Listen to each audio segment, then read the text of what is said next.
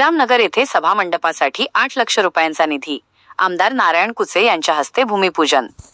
केदारखेडा, प्रतिनिधी बी.के. धसाळ. भोकरदन तालुक्यातील बोरगाव तारू अंतर्गत असलेल्या श्रीरामनगर येथे भाविकांच्या सोयीसाठी भव्य सभामंडप उभारण्यात येणार आहे. या कामासाठी आमदार नारायण कुचे यांनी 8 लाख रुपयांचा विकास निधी मंजूर केला असून नुकतेच या कामाचे थाटात भूमिपूजन करण्यात आले. यावेळी बोलताना आमदार कुचे म्हणाले की ग्रामीण भागातील धार्मिक आणि सामाजिक कार्यासाठी निधी कमी पडू दिला जाणार नाही. श्रीरामनगरमधील नागरिकांची अनेक दिवसांची ही मागणी आता पूर्ण होत आहे. लोकसहभागातून कार्याला गती. या सभामंडपाच्या उभारणीत लोकसहभागाचाही मोठा वाटा लाभला आहे.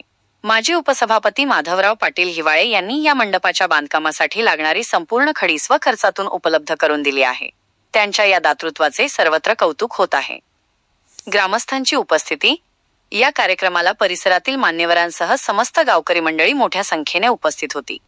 सभामंडपाचे काम पूर्ण झाल्यावर गावातील सार्वजनिक उत्सव आणि कार्यक्रमांची सोय होणार असल्याने ग्रामस्थांनी आमदार कुचे आणि माधवराव पाटील हिवाळे यांचे आभार मानले आहेत.